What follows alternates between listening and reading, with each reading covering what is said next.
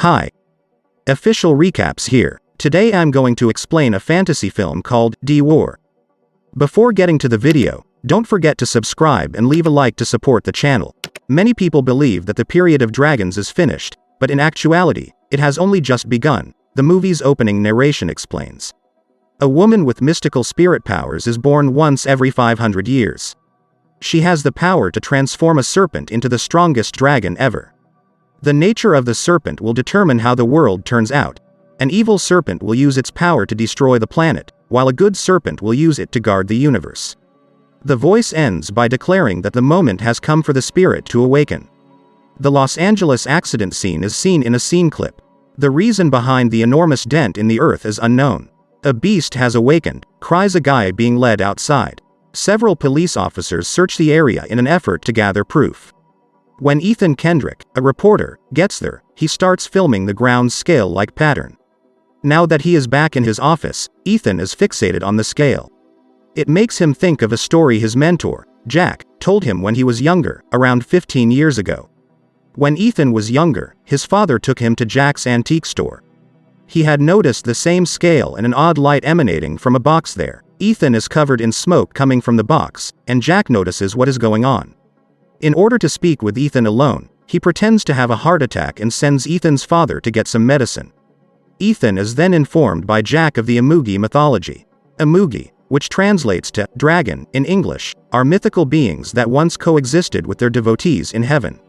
One Imugi receives the opportunity to become a celestial dragon, which is a dragon more powerful than all others, as compensation for their good acts once every 500 years. However, the Imugi must first accept the divine gift of Yu-Yi-Ju in order to do it. The serpents were given a similar chance 500 years ago. However, one of them was a bad Imugi by the name of Baraki who desired Yu-Yi-Ju for himself so he could spread his evil over the universe. Yu-Yi-Ju was sent to the planet by heaven because they didn't want to grant Baraki such power. Yu-Yi-Ju arrived in a small Korean town back in 1057. Bokum and his pupil Hiram, two of heaven's finest soldiers, were then dispatched to guard the Yu-Yi-Ju against Baraki. A girl named Naren was chosen to withhold Yu-Yi-Ju because she was born with a tattoo on her shoulder. Naren's internal Yu-Yi-Ju would be fully developed by the time she turned 20. Bokum, the guardian of Yu-Yi-Ju, trained Hiram from an early age to guard Naren and taught him everything he needed to know about Imugi. As Naren's savior, he handed Hiram a medallion that would shield him. Eventually, Hiram and Naren had a romantic relationship. On the day she turned 20, an army dispatched by Baraki to kidnap Naren assaulted their community. They slaughtered everybody who stood in their path as they completely demolished the community. After searching every girl's shoulder for the mark, the troops discovered Naren. They kidnapped her, but Hiram saved her and was able to get her to a waterfall. Bokum discovered Hiram's medallion on the ground after running to the waterfall. Hiram and Naren had fled together. The demonic Baraki himself pursued the Yu-Yi-Ju because he was enraged and determined to capture them. They had come to a cliff and were ready to be discovered. They committed suicide by jumping over the cliff, leaving Baraki to wait another 500 years for the birth of Yu-Yi-Ju. Jack claims that he is Bokum's reincarnation and that Ethan is Hiram's reincarnation after reciting the narrative and displaying a mark on his arm. The same medallion is then given to Ethan, who is instructed to keep it close at all times.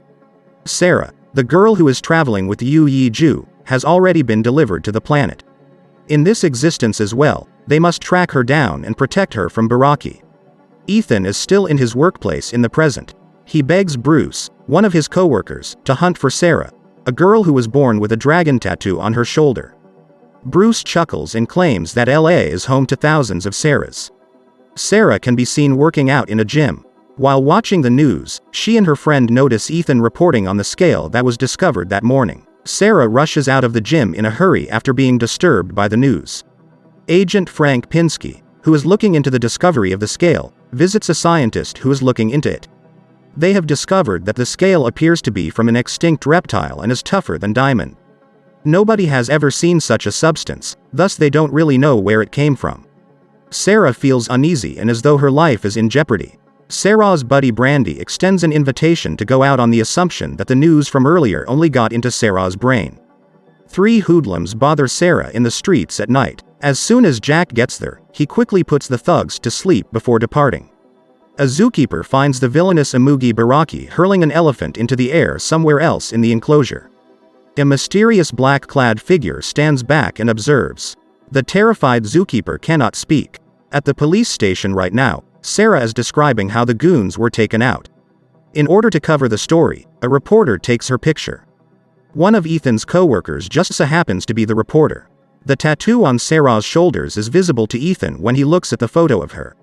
Finally, he has located the girl who carries the jujutsu. Sarah has nightmares about someone trying to kill her. Her chest hurts when she wakes up, so she contacts 911, and paramedics take her to the hospital in an ambulance. When Sarah's friend Brandy and her boyfriend go to her house to pack her clothes and take them to the hospital, they encounter Baraki, a huge serpent. He quickly murders Brandy while still looking for Sarah. There is also the man from before, who also happens to be the commander of Baraki's warriors. The day after, Ethan and Bruce visit Sarah's home, which is the subject of a murder investigation involving Brandy. They went to visit her after learning that she is in a hospital. When Ethan eventually encounters Sarah, he lets her know he is there to assist. However, Baraki circles the hospital in search of Sarah as they converse. She is driven out of the hospital by Ethan and Bruce, but the general stops them. However, Jack, who is dressed as a woman, rescues them with a car. While probing into Baraki's assault at the hospital, the FBI learns that the serpent is on the lookout for Sarah. Since killing the girl is the only way to stop Baraki, Agent Frank has been instructed by his superior to do it as soon as he locates her.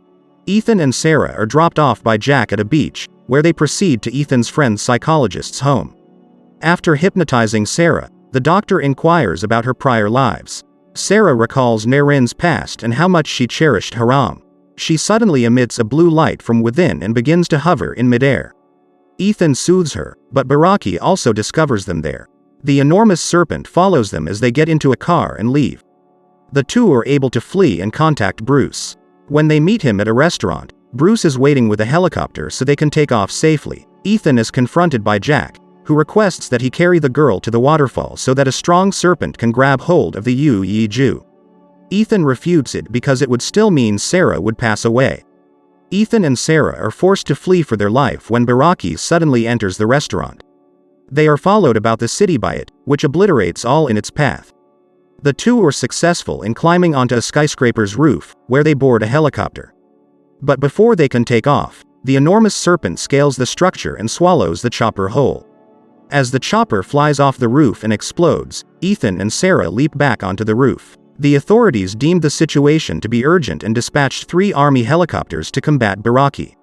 Ethan and Sarah flee as the helicopters shoot at the animal. The Aatrox army then attacks the army choppers when they manage to extricate the beast from the structure. The soldiers are quickly defeated by a fleet of dragons that attacks them. Massive army tanks battle the mass of idling people, but they cannot compete with the animals. Finally locating Sarah and Ethan, Agent Frank and his colleague Campbell transport them to a secure structure. Frank, however, shoots Sarah with his rifle when they get there.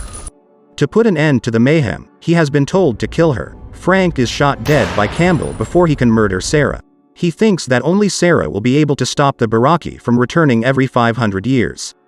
The pair then attempts to flee the city by getting in a car, but the Aatrox army tracks them down. Eventually, they are kidnapped and transported to Baraki's hiding place. While Sarah is being laid out for Baraki to ingest the jujutsu in her, Ethan is restrained to a pole. They have no way to get out because the Aatrox army has surrounded them. Baraki, who has been summoned by the general, goes to Sarah to ask for the jujutsu. But immediately, Ethan's medallion receives a light. The power of the medallion is released, unleashing a powerful force that decimates the entire Aatrox army and reduces them to dust. However, Baraki and the general are uninjured. Ethan is killed when the general attacks him in an electric force emanating from the medallion. The two are now being attacked by a furious Baraki, who is stopped by a nice Imugi sent from heaven. The two serpents engage in a fierce struggle while crawling past one another. Despite having equal power and skill, Baraki defeats the good Imugi and turns to face Sarah once more. Sarah loses all hope after witnessing a person as strong as the good Imugi fall. She approaches Baraki after fully accepting her fate. Her tattoo emits a dazzling glow that conjures up a fantastic floating sphere. The Yu-Yi-Ju is the sphere. Sarah, who has control over the sphere, lobs it in the direction of the good Imugi before Baraki can swallow it. Imugi, who is good, eats it and becomes the powerful dragon Baraki had dreamed of becoming. Sarah collapses to the ground unconscious. The virtuous Imugi is 1,000 times more potent than Baraki after becoming into a dragon. Baraki is easily knocked to the ground when it strikes it. When the dragon tries to return to heaven, Baraki grabs hold of its tail. The beast is eventually put to death by the dragon's fire assaults. Then it moves toward Ethan, who is holding Sarah, and ejects Yu-Yi-Ju from its mouth. Sarah's body transforms into a mysterious haze, taking the form of her immortal self. She promises to see Ethan again in the future before becoming involved with Yu-Yi-Ju.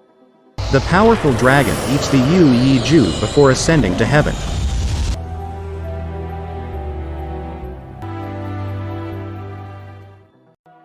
If you enjoyed this video, hit the like button and subscribe for more videos like this.